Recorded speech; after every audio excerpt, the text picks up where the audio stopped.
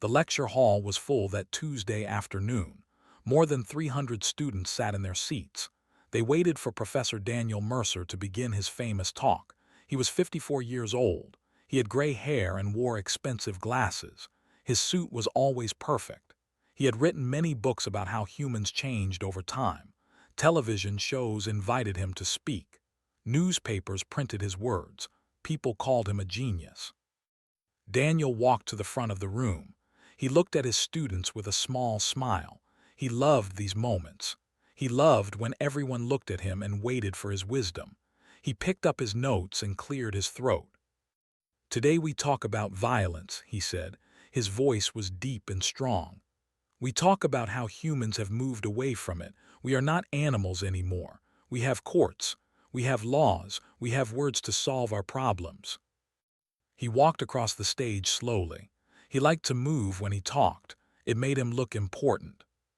"Some people think humans still fight like our ancestors did. They think we still use our fists to solve problems. But this is wrong. Modern humans do not brawl bare-knuckled. We simply do not do it anymore. We have evolved past that kind of behavior." In the third row, a woman sat quietly. She was 34 years old. She had dark hair that she kept in a simple ponytail. Her clothes were plain. She wore jeans and a gray sweater. Her hands rested on her notebook. If you looked closely, you could see that her knuckles were rough but most people did not look closely at. She was good at being invisible. Was working on her doctorate. She had been a student for 3 years now. She studied anthropology, just like Professor Mercer. But she studied a very different part of human life. She studied the places where people still fought with their bare hands. She studied the underground world that men like Professor Mercer did not believe existed. Professor Mercer continued his lecture. He showed slides on the screen. He talked about civilization. He talked about progress. He talked about how lucky modern humans were to live in such peaceful times. "The bare-knuckle fight is dead," he said proudly. "It belongs to history books. It belongs to old movies. It does not exist in the real world anymore." Felt something twist in her stomach. She thought about her father. She thought about the warehouse in Philadelphia where she grew up. She thought about the smell of sweat and blood. She thought about the sound of fists hitting flesh. She thought about all the fights she had seen. She thought about all the fights she had been in. Her father had run a fighting ring for 20 years. It was not legal, it was not safe, but it was real, very real. Men and women came from everywhere to fight. They fought for money. They fought for respect. They fought because fighting was in their blood. Had her first fight when she was 16. A man had come to collect a debt from her family. He said he would hurt her little brother if they did not pay, had no money, so she made a deal. She would fight one of his men. If she won, the debt would be forgiven. If she lost, well, she tried not to think about that. She won that fight. She won many fights after that. For almost 10 years she was known in the underground world. They called her La, the Shadow, because she moved like a shadow, quick, silent, deadly. But that was her old life. She had left that world behind. She had gotten a scholarship. She had come to this university to learn, to study, to understand why people like her existed in a world that pretended they did not. Professor Mercer was still talking. He was so sure of himself. He had never been hungry. He had never been scared. He had never had to fight for his life. He lived in books and theories. He did not know what happened in the dark corners of the world. Raised her hand. The professor stopped talking. He looked at her with surprise. Students did not usually interrupt his lectures. They usually just listened and took notes. "Yes," he said. His voice was a little cold. Stood up slowly. 300 pairs of eyes turned to look at her. She did not mind. She had faced worse crowds than this. "Professor Mercer," she said. Her voice was calm and clear. "Have you ever been to Kensington on a Friday night?" The professor frowned. "Kensington in Philadelphia." "Yes, or the warehouses in Detroit, or the camps in Ireland, or the basements in Moscow. Have you been to any of these places?" Professor Mercer crossed his arms. "I do not see what this has to do with my lecture." "It has everything to do with your lecture," said. "You say humans do not fight bare-knuckled anymore. You say it is dead. But I can take you to a place tonight where 200 people will watch two fighters beat each other with nothing but their fists. No gloves, no rules, just skin and bone." The room went very quiet. Students looked at each other. Some of them smiled, thinking this was a joke, but was not smiling. Professor Mercer laughed, but his laugh was nervous. "Anecdotes are not data." "And this is not an anecdote, Professor. This is my research. I have spent 3 years studying underground fighting communities. I have documents, I have recordings, I have proof. The world you say does not exist is very much alive." The professor's face turned red. He was not used to being challenged. He was not used to being wrong. "This is a scientific lecture," he said, "not a place for stories about illegal activities." "Science should be about truth," replied, "not about comfort. You are telling these students that humans have evolved past violence, but that is a lie. We have just hidden it better. The violence is still there. It is in warehouses and basements and empty lots. It is wherever people gather who have been forgotten by society." She paused. The room was completely silent now. "If you truly believe what you teach," continued, "then come with me. Come see the world your books ignore. Come see the people your theories pretend do not exist. If I am wrong, you can write a paper about it. If I am right, you will need to change everything you think you know." Professor Mercer stood very still. His pride told him to say no. His pride told him that this woman was nobody, that she was just a student trying to make trouble, but something else told him to listen.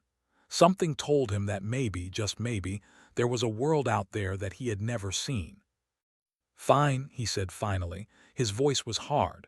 "Show me this world of yours, prove me wrong." Nodded, she had no smile, no victory in her eyes. She simply sat back down in her seat. She knew what was coming. She knew he was not ready for it, but he had asked, and now she would show him. The lecture continued, but everything had changed. The professor's words felt empty now. Everyone in the room could feel it. They had all heard the challenge. They had all seen the look in his eyes. Something was about to happen. Something that would change Professor Daniel Mercer forever. He just did not know it yet. 3 weeks passed. Professor Daniel Mercer had tried to forget about the challenge. He had tried to tell himself that was crazy, but her words stayed in his head. They would not leave him alone. Finally, he called her. He said he was ready. Picked him up on a cold Saturday night. She drove an old truck that made loud noises. The professor sat in the passenger seat. He wore his expensive coat and his polished shoes. He looked like he did not belong in that truck, because he did not. They drove for 2 hours. The city disappeared behind them. The nice houses disappeared. The clean streets disappeared. They entered a part of the world that the professor had only seen in movies. "Where are we going?" he asked. His voice was nervous now. The confidence from the lecture hall was gone. "Baltimore," said simply. "The East Side. There is a warehouse there. Tonight there will be fights." The professor looked out the window. The buildings here were old and broken. The streets were dark. He saw people standing on corners, watching their truck pass by. "Is this safe?" he asked. "No," said, "but the truth rarely is." They stopped in front of an old warehouse. It looked abandoned, but the professor could hear music coming from inside. He could hear voices, many voices. Led him to a side door. A big man stood there. He looked at the professor with cold eyes, but when he saw, his face changed. He smiled. He said, "You came back." "Just visiting Marco," she said. "He is with me." Marco looked at the professor again. He laughed a little, but he let them in. Inside, the warehouse was alive. More than 200 people had gathered. They stood in a circle around a space in the middle of the floor. There were no ropes, no ring, just a circle of bodies. The air smelled like sweat and beer and cigarettes. The noise was loud. People were shouting. People were betting money. Professor Mercer stopped walking. His eyes were wide. He had never seen anything like this. In all his years of studying humans, he had never seen this. Two men stood in the middle of the circle. They had no shirts. Their hands were bare. No gloves, no tape, just skin and bone, just as had said. A man in the crowd raised his hand. The two fighters nodded, and then they began. It was brutal, it was fast, it was real. Fists hit faces. Bodies slammed against each other. Blood flew through the air. The crowd screamed and cheered. The professor felt sick, but he could not look away. One of the fighters fell. He did not get up. The other man raised his arms. The crowd went crazy. Money changed hands. The winner walked away, blood dripping from his knuckles. Watched the professor's face. "Still think we have evolved past this?" she asked. He could not answer. He just shook his head. Took him around the warehouse. She introduced him to people. She showed him the world he had said did not exist. He met fighters who had been doing this for 30 years. He met a grandmother who had held a title for 6 years. He met young men who had no other way to feed their families. He met women who fought because it was the only place they felt powerful. "These are not animals," told him. "These are people. They have rules, they have honor, they have a code. The institutions you believe in have failed them, so they built their own system, their own justice, their own way." The professor listened. He watched. He started to understand. Then something happened that changed everything. A young man walked up to. He was tall and strong. His face had many scars. He looked at her with respect in his eyes. He said, "I heard you came back. I never got my chance to fight you. The old ones say you were the best. I want to see if that is true." The crowd heard him. They started to chant. The name echoed through the warehouse. People who remembered her from years ago started to smile. The legend had returned. Shook her head. "I have not fought in 5 years. I am a student now. I study. I do not fight." "Once a fighter, always a fighter," the young man said. "You know that. It is in your blood. It does not leave." Looked at Professor Mercer. He was standing there with his notebook in his hand, forgotten. His face was pale. His world had already been destroyed tonight. But there was one more lesson he needed to learn. "You wanted to see proof," said to him. "Here is your proof." She took off her sweater. Under it she wore a simple tank top. The professor could see scars on her arms, old wounds, old stories. She walked to the center of the circle. The crowd went quiet, then they went crazy. This was what they had been waiting for. The shadow had returned. The young man smiled. He thought he would win easily. She was older now. She was softer now. She had been away too long. He was wrong. The fight lasted less than 4 minutes. Moved like water, she moved like shadow. Every punch the young man threw, she avoided. Every kick he tried, she blocked. And when she hit back, she hit hard, fast, perfect. The young man fell. He did not get up. Stood in the middle of the circle. Her knuckles were bleeding, her breath was fast, but her eyes were calm. She looked at the professor. She said nothing. She did not need to. The drive home was quiet. The sun was coming up when they reached the city again. The professor had not spoken for hours. Finally, as stopped in front of his house, he found his voice. "I was wrong," he said. His voice was soft. "About everything. I sat in my office and wrote books about things I had never seen. I made theories about people I had never met. I was so sure of myself, but I knew nothing." Nodded. "Now you know. The question is, what will you do about it?" 6 months later, Professor Mercer published a new paper. It was about underground fighting communities. It was about the people society had forgotten. It was about the truth that lived in the shadows, was listed as co-author.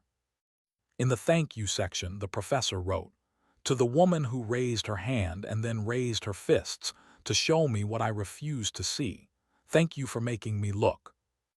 The paper changed many things. Other researchers started to study these communities. The conversation about violence in society began to change. People started to see that evolution was not about becoming peaceful. It was about understanding who we really are. Finished her doctorate the next year. She became a professor herself. When Professor Mercer retired, she took over his lecture series. On her first day, she stood in front of the same lecture hall where it all began. 300 students looked at her. They waited for her wisdom.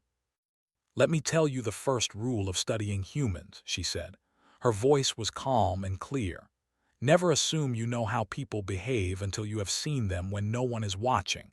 The truth is not in books. The truth is not in theories. The truth is in the dark corners of the world where people think no one is looking." She looked at her hands. The scars were still there. They would always be there. "If you want to understand humans," she continued, "you have to be willing to look, really look, even when it is ugly, even when it is scary, even when it shows you things you do not want to see." The students wrote in their notebooks. They did not know that the woman standing before them had once been a fighter. They did not know about La. They did not know about the warehouse in Baltimore or the blood on her knuckles. But they would learn. She would teach them, not just with words but with truth. Because that is what did. She showed people what they refused to see. All they had to do was raise their hand and ask. The end.